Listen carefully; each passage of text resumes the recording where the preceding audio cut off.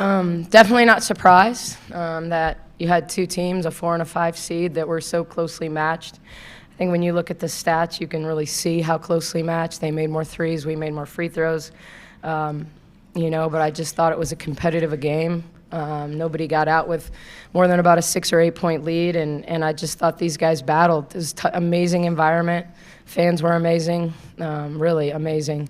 I thought their execution late, the threes that Amor hit, both off the glass and that last one, were pretty incredible and speak to how talented she is. But I thought these guys led us today. Obviously, Jada did it in the second half, and Sarah really did it in the first half. I thought Sarah really kept us comfortable when Jada was in foul trouble, and then obviously Jada was unbelievable down the stretch. Okay, let's open it up to questions for the student athletes.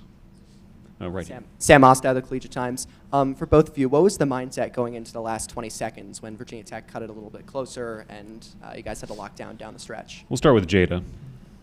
Really just to take care of the ball down the stretch. We did a good play that got me open and got an and one, but really just taking care of the ball and not giving up threes. I know she got one off, but it was a tough one, and that happened in March, so I'm glad we got to pull off the win. First row. Coach Collins, your team hit some big free throws in the fourth quarter. Do you think the slow start in the first quarter was because of the environment, or was it just nerves? Yeah, I don't know that we got off to that slowest start. I mean, we missed some free throws, but I thought it was super competitive. I thought That's sorry, questions for the student athletes only. All right, we'll get back to that later. We'll get back to that, yeah. Student athletes only, we'll go Joey, Tim, and then Mark. And then Zach. Joey, Tim, Mark, then Zach. This is Zach. Tim, yeah. Who's Joey? Me. I got it. We figured it out. Jada, you played absolutely out of your mind. And you seem to really frustrate Virginia Tech in just about every facet of your game. What's going through your head, as the game progresses and you're just continuously making shot after shot and frustrating Tech as much as you were? Really just one play at a time. It was working for me down the stretch. I was hitting shots, and I'm glad I was, because I haven't been early on in the season, but now is the time where it's crunch time. We got to hit shots in order for us to win, and I did, Sarah did, a lot of our teammates did, and we got stops down the stretch that helped us. So. Tim. How much more does it mean to get to the Sweet 16 by playing games here at your home state? It means a lot. I was not leaving Virginia with a loss, so I'm glad we got to get a W and we get to go back to Waco and game plan and get ready for the Sweet 16. So. Mark and then Zach.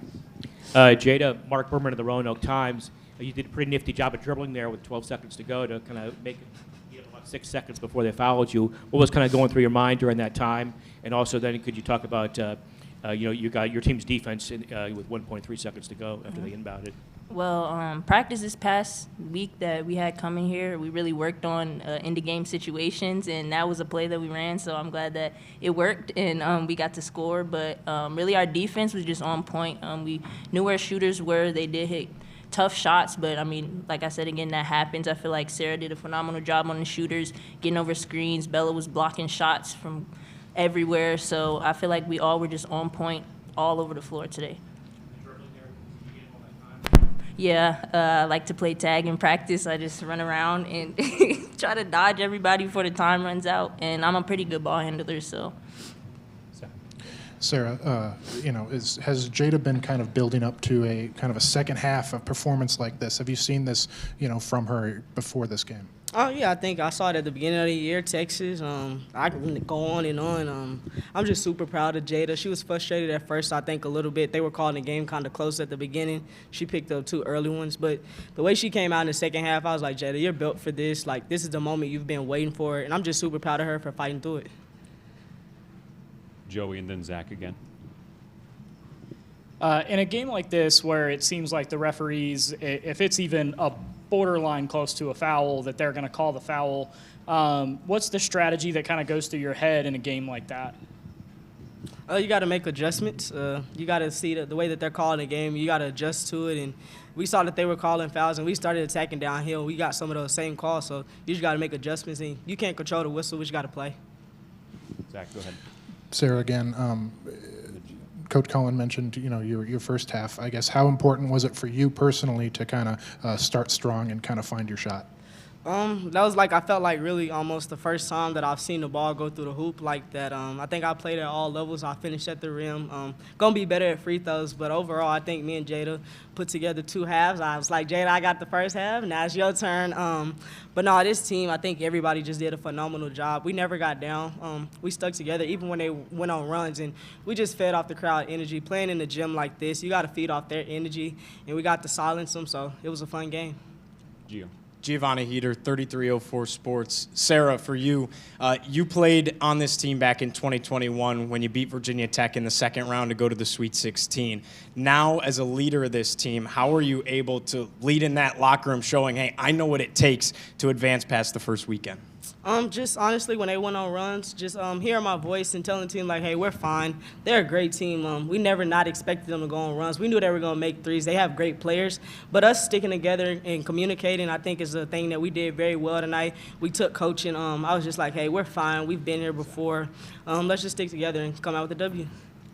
Last 2 questions, Tim, then Zach. Tim Thomas from the Tech Lunch Pail. You guys held Virginia Tech to 32% from three-point range. Obviously, that's a strength of you guys as your perimeter defense. What was clicking for you guys to kind of contain them so well? We've been practicing this all week, like I said, chasing people around screens, getting around screens however we can. If we had to switch, Coach Tony was like, switch everything. Just don't let them get an open shot off. If they hit it over your hand, okay, that's going to happen. But at the end of the day, we did what we had to do to stop them from hitting as many threes as winning. So, Jada, do you get nervous? Some of those, free throws at the very end there, the crowd is going crazy and they didn't hit the rim. What's going through your mind? Are you just blacked out at that point? Do you get nervous? A little, but like Sarah told me all throughout the game, I'm made for these moments, and that really gave me confidence to step up there and knock them down and just clear out the noise. We're going to be at home. We're going to be away sometimes, so really just playing through that, playing through the refs, playing through whatever we have to play through to win. So, Jada and Sarah, thank you for your time. Congratulations and best of luck in the second round. The Baylor locker room will be open till approximately 10:53. 10:53 for the Baylor locker room. Let's open it up to questions for Coach Cullen. And we'll start with Chad and then Joey. Hey, Coach. Chad Bothering, KWTX over here. Hey, Chad. Hey, what's up? Well, first time for you at Baylor to go to the Sweet 16. How much do you think personally you needed this win? All right, first of all, I haven't been here that long, so you made me feel like I'd been there 10 years. It felt good. I thought, I think knowing we were so close to hosting, you kind of had to get over that, but then you had to embrace this opportunity. I thought we had the pieces to be really effective against them, and I didn't think we got off to a slow start. When you look at, we scored 21 points in that first quarter. I thought Sarah helped us be really, really comfortable. I thought we got downhill early, got some layups, scored around the rim off our out-of-bounds plays. So we got some easy ones. I thought we missed some easy ones. I thought had we made free throws, we could have created more separation. That was probably my biggest frustration. Dre's a really good free throw shooter. Sarah's a really good free throw shooter. But it just feels good to celebrate with that group of girls. Like, we started this journey, in July, really summer school, but when we went overseas and played, and it was all about building camaraderie to get to this point, to win these close games. And, when Georgia's shot banked in, when you play great defense and it banks in, you're like, no, that's not fair. It's really not fair. But I thought we did a good job, and I thought in particular, I didn't make a lot of play calls. I mean, it should have been obvious.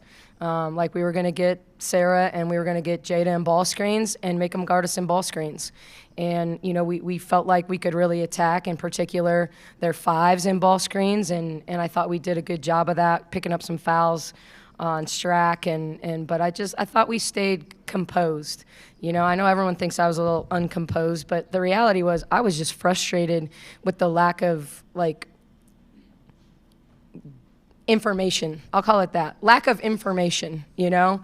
We had about 17 clock errors and things like that all of a sudden, that's frustrating. That doesn't usually happen when people are out of timeout. So, you know, I think from that perspective, you know, I just wanted it bad, but I didn't want it for me. It's never been about me at Baylor. It's about these players. It's about this program. You know, it's about competing at a high level, and I've never feared coaching in a big moment. Kenny Brooks is an amazing play caller, and you do fear a one-possession game against him because he's a talented play caller. But I thought our girls did a good job, even down to taking the foul late when we had a foul to give. Okay, Joey. Hi, Coach. And then Zach. Yesterday you had talked about how this isn't, you know, your team playing against 5 people. This is your team playing against 10,005 people. Can you just elaborate on how much the crowd affected you? And then just a second question, and you kind of already alluded to it. You know, it seemed like you were very energetic when it came to talking to the refs. And can you just kind of elaborate more so on kind of what's going through that conversation and kind of, you know, just how that was going? Well, I think there's multiple questions there, obviously. I think the first one, you know, I don't know if Jada was nervous or not, but that's about as loud, I believe, in her life that she's ever had to shoot a free throw there at the end of the game when it was a 1-point game to make it a 3-point game. Like, this place was roaring, and every time they would hit a three, you know, the place would absolutely erupt. And so I think you always feel like you have to be at least 10 points better on the road. And I think crowds affect officials. They're human. I firmly believe that. I think officials are human and the energy of the game, and I firmly believe that was an intentional foul. And I know you don't want to call that late in the game, but that was my belief, that she wrapped her up when she got around her. And so, you know, when it feels like a dangerous play, yeah, I'm going to battle for my kid because I think that's the right play in that situation. And I think that's a tough thing, of course, but, you know, you get to the NCAA tournament and all of a sudden, every time we put our hands, both ways, but it was 5-0 to start the game 3 minutes into the game on fouls, you know, and my point guard, who had 28 points in 26 minutes, was sitting on the bench. So I think I'm pretty sure Kenny would be frustrated if his point guard was sitting on the bench. So I think from that perspective, it's a consistency of calls is all you want, and then you want communication, you know, like, I think those are 3 really good officials. I've had all of them, you know, but I think when it's really loud in there, and you can't communicate with them, I think that can be frustrating.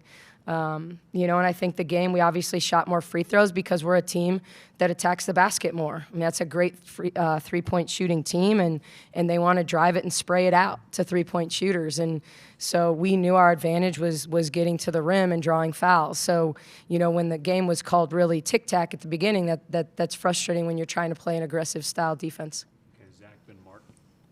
Coach, do you think Hey, Coach. Do you think, were you surprised that Jada had a performance like that in her? You know, it's crazy. She's had an unbelievable week of practice. When we went back to kind of the drawing board between the Big 12 tournament and the NCAA announcement, we just spent hours getting shots up, very little practice time and hours getting shots up, because when we were really good early in the season, our defense was good, but our offense was top 10 in the country and sharing the ball and shooting threes and all that. And I just felt like we'd lost some of our confidence. And I think for Jada, when you looked at when we were 14-0 and you compared that to when we were 10-7, and some of it's level of competition, but included in that was Utah and Texas and Miami and a lot of really good teams. And so, you know, she'd gotten really frustrated with her inability to make open threes. You know, we just told her, take your jump shot. Your jump shot's a layup. Your jump shot's a layup. Mix in, you know, playing off the bounce, getting to 15 feet. And so she's just had really good practices dialed into getting to her jump shot. And so I just thought when she made one, then it was two, and you know, it just they kept backing up on her because she's so slippery. If you come up on her, she's going to cross you up and get to the rim. So I thought she did an unbelievable job playing against an All-American point guard. Can you talk about your defense when they inbounded the ball with 1.3 seconds to go. What were you feel like helped you guys make it so tough for them to get a shot off? Yeah, I think we got a piece, obviously, which obviously helps. We were switching everything. Certainly, when it was 0.8, it's a totally different than really 1.8. 1.8, you can get a dribble.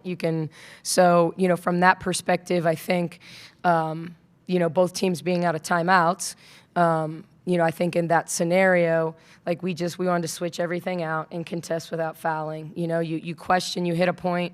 Every coach has a philosophy of whether you foul in that situation, whether you don't, but not under 3 seconds, because most of the time the person that catches the ball is going to be moving towards the basket rather than away from the basket. So we just wanted to play high hands, and we got a piece of it. So that was, ultimately I don't know who it was supposed to go to because the ball got tipped. Will Lockwood, the Tech Lunch Pail. You gave Virginia Tech their first home loss since 2022. What kind of goes into your players showcasing that level of togetherness that they did down the stretch to pull off a feat like that? We went into Texas and beat Texas the last 2 years. We played Iowa State close in front of 10,000 fans. We don't do it game in and game out.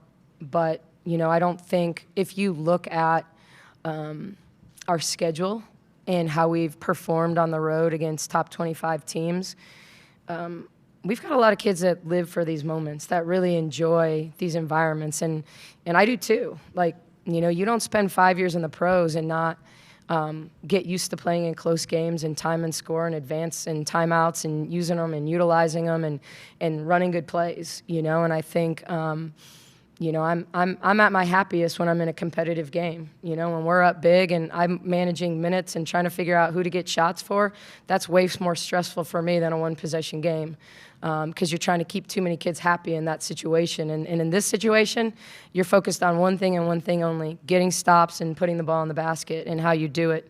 And so I just think we've got a group of competitors, Bella and Bugs got to play at UConn last year, and we played them really well for 2.5 quarters, and they were freshmen, So I think we've got a lot of players that just, love this environment, there's nothing much better than being a kid that hits a shot and silences a crowd when they're roaring. It's almost better than making a shot at home and someone cheering for you. It's the silencing that if you're a competitor is way better. Coach, we've talked about all week, this team doesn't necessarily have an All-American, Bella goes off first game and now it's Jada's game. How much of an asset do you think that could be, that quality of your team could be for, this team throughout the rest of the tournament? I think it comes down to, I'm grateful for the kids that believed in me and chose Baylor. Every kid on this team chose Baylor, and they chose me, including Sarah, because Sarah chose to stay when she could have gone anywhere. And I think what Sarah wouldn't tell you, she didn't impact the game a whole lot her freshman year when she played against Virginia Tech, but she was a difference maker tonight. And so, I'm just excited to play to mismatches. At the end of the day, my job is to put them in position to be successful. And tonight, it was getting Jada in as many ball screens as I could get her in the second half. And so I think that's the uniqueness about our team. It's as the game's unfolding, it's how do I get shots for particular players, And against Vanderbilt, it was Bella. Let's swing it and let's kick it out. And I think our defense was we probably made about 5 really bad defensive mistakes tonight.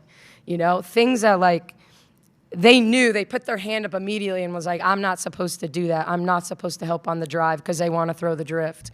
And I think if you take those plays away, our competitive spirit all night was amazing, And so I think they know. I'm really careful to say this the right way because we may not have a first-team all-conference player on our team. We may not have an All-American on our team. But that doesn't mean we don't have great players. And I think it's really important because I remember my first year in the WNBA, we had no Olympians, and it was an Olympic year. And it was so offensive to our players to hear, we have no Olympians. It's what are we?